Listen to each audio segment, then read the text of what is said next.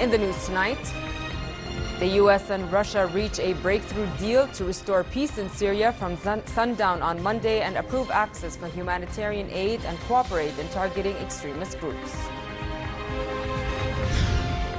The Saudi government steps up security at holy sites in Mecca, deploying some 100,000 troops around the pilgrimage venue as millions of worshippers begin the Hajj rituals.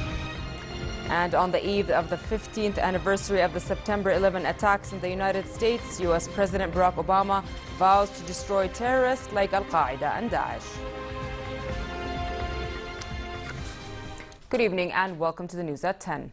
U.S. Secretary of State John Kerry and Russian Foreign Minister Sergei Lavrov reached a landmark agreement in Geneva to restore peace in Syria.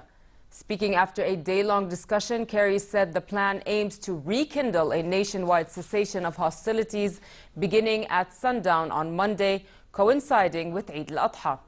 Lavrov, speaking at a joint news conference, said the agreement creates the necessary conditions for the resumption of the political process, which has been stalled for a long time.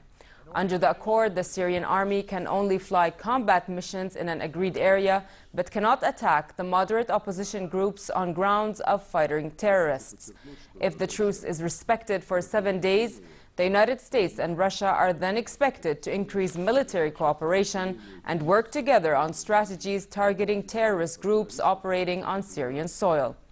The accord will also allow more humanitarian aid to Syria, especially to Aleppo, and the creation of a demilitarized area along the Castello Road, the main path leading to the city. Going after Nusra is not a concession to anybody. It is profoundly in the interests of the United States to target Al-Qaeda, to target Al-Qaeda's affiliate in Syria, which is Nusra. An organization that is opposed to a peaceful transition, an organization that is an enemy of the legitimate opposition, an organization that is currently plotting attacks beyond Syria's borders, including against the United States. I want to stress that distinguishing between terrorists and moderate oppositions has been written as a priority into the document that we agreed today. European Union Foreign Policy Chief Federica Mogherini welcomed the Syria truce deal and called on the United Nations to prepare proposals for political transition talks in Syria. Mogherini said the agreement is very welcome and all parties to the conflict, other than groups designated as terrorist organizations by the United Nations Security Council, must now ensure its effective implementation. Syria's mainstream political opposition said it had not yet received a copy of the U.S.-Russian peace deal and would only react after consulting members, some of whom have expressed skepticism about the success of the deal. The spokeswoman from the Riyadh-based High Negotiations Committee earlier welcomed any deal that would spare the lives of civilians, but he cast doubt on whether Moscow would be able to put pressure on Damascus to stop what he described as indiscriminate bombing. Damascus residents and Syrians elsewhere welcomed the U.S.-Russian agreement to put Syria's peace process back on track, including a nationwide truce in the country on Eid al-Adha. Some were optimistic as they shopped for the Eid, saying a political solution is the only option. The deal reached by the powers backing opposing sides in the conflict promised a nationwide truce effective on the 12th of this month, improved humanitarian aid access, and joint military cooperation against banned extremist groups. Syrian state television, quoting a Syrian military source, said Israeli warplanes hit an army outpost near the Israeli-occupied Golan Heights. The source said the Israeli strikes on the Syrian army post was aimed at helping the former Nusra Front and other radical groups in an offensive launched against Syrian troops in the southern province of Quneitra, which borders the Golan region.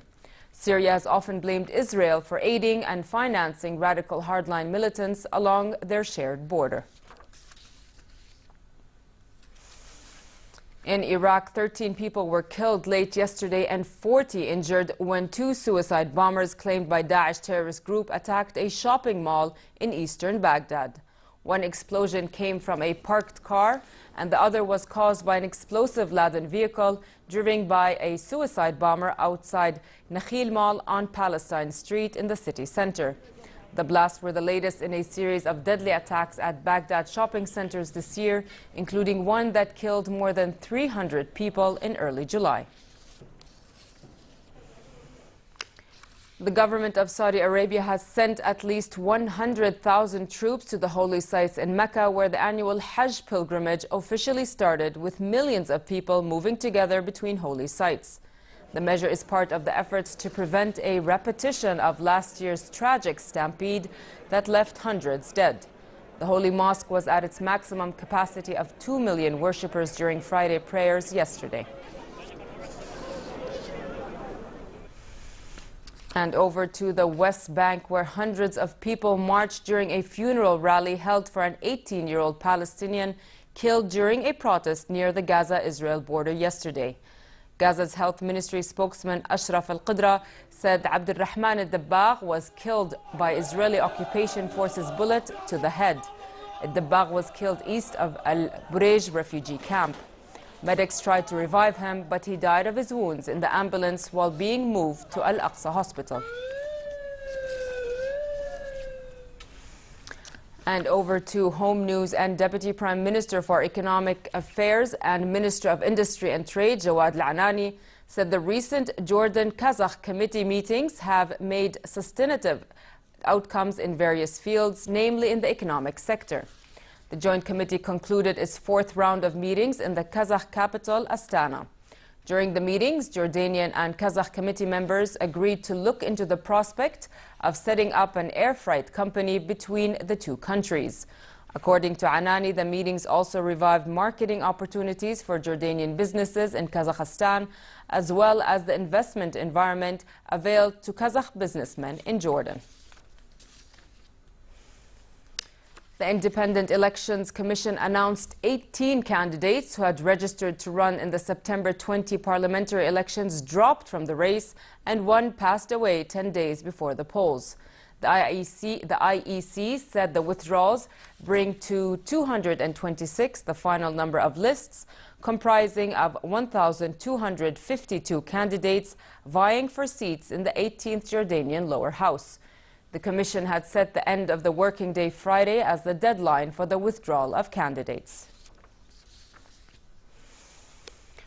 On the eve of the 15th anniversary of the September 11 attacks in the United States, U.S. President Barack Obama vowed to protect the homeland and destroy terrorists like Al-Qaeda and Daesh. Almost 3,000 people died in the attacks when hijackers slammed airlines into New York's World Trade Center, the Pentagon, and Pennsylvania Field. Speaking in his weekly address, Obama said the terrorist threat has evolved and urged Americans to examine how they respond to the threat. His words hold true in any country facing extremism and terror.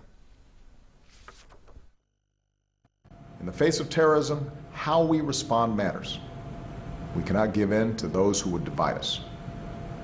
We can't react in ways that erode the fabric of our society, because it's our diversity, our welcoming of all talents, our treating of everybody fairly, no matter their race, gender, ethnicity, or faith, that's part of what makes our country great. It's what makes us resilient, and if we stay true to those values, we'll uphold the legacy of those we've lost and keep our nation strong and free.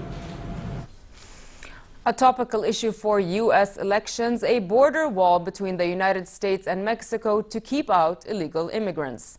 Republican presidential candidate Donald Trump has vowed to make Mexico pay for a continuous border wall to keep out the immigrants. Now, one part of the El Paso fence is being strengthened with iron and has now scaled up from 4 to 6 meters. Here's more. One of the U.S. election's controversial symbols is getting an upgrade. Construction crews on the U.S.-Mexico border are taking down the 13-foot-tall chain-link fence here where El Paso, Texas meets Juarez. In and in its place, a nearly 20-foot-tall iron fence. One worker says this decision came from north of the border. This is a request from the United States, who want to secure the area. They are reinforcing the area, and it culminates in this part. The current wall covers nearly a third of the almost 2,000-mile border, though Republican presidential candidate Donald Trump wants the wall to cover it entirely. He's vowed to make Mexico pay for the wall to keep out illegal immigrants. New York's Pier 16 was transformed into a carnival extravaganza with string lights, a giant Ferris wheel, arcade halls, and hot dog stands dubbed the Tommy Pier.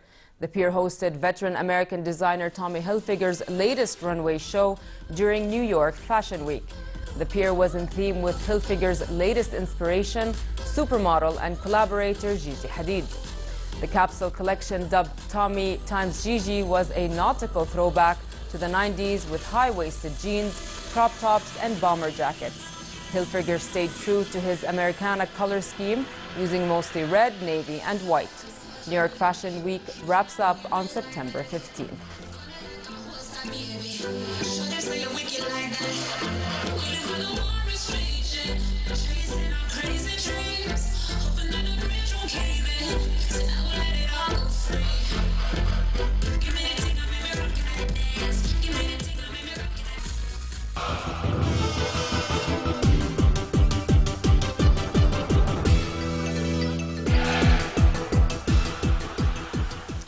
World number 1 Novak Djokovic will face world number 3 Stan Wawrinka in the U.S. Open finals after they both got through their semifinals in 4 sets. Djokovic secured a place in his 7th U.S. Open final when he beat enigmatic French Gilles Monfils 6-3, 6-2, 3-6, 6-2. Often viewed as more showman than competitor, the 10th seed Monfils tested the patience of both Djokovic and the fans with a display of tennis that swung wildly from dynamic to indifferent.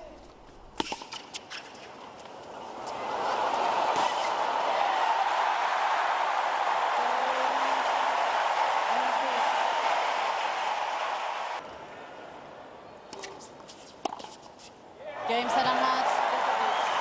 3-6-1, 6-3, 6-2, 3-6, 6-2. Shaquille O'Neal, Allen Iverson, Tom Izzo, and modern-day basketball pioneers Yao Ming and Sheryl Swoopes headlined the 2016 Naismith Memorial Basketball Hall of Fame class at the induction ceremony. O'Neal was an unstoppable force as a 7'1" dunking machine who was named a 15-time NBA All-Star, while Ming, the #1 overall pick in 2002 of the Houston Rockets, is recognized for opening the door to international stars. Ming's career ended early because of foot injuries, playing only 5 games combined in his final 2 seasons.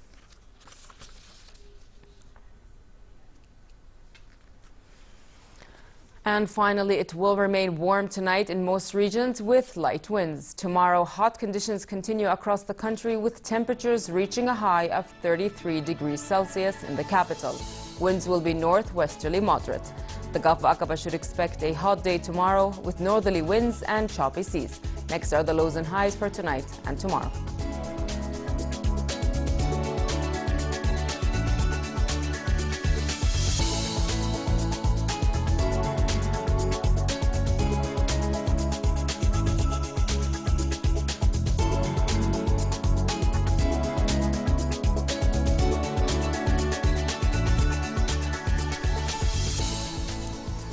To end the news, here's a reminder of our top stories. The U.S. and Russia reach a breakthrough deal to restore peace in Syria from sundown on Monday and approve access for humanitarian aid and cooperate in targeting extremist groups. The Saudi government steps up security at holy sites in Mecca, deploying some 100,000 troops around the pilgrimage venue as millions of worshippers begin the Hajj rituals. And on the eve of the 15th anniversary of the September 11 attacks in the United States, U.S. President Barack Obama vows to destroy terrorists like Al-Qaeda and Daesh. With that, we come to the end of tonight's news. I'm Nancy Khair. Thank you for watching. Have a good night.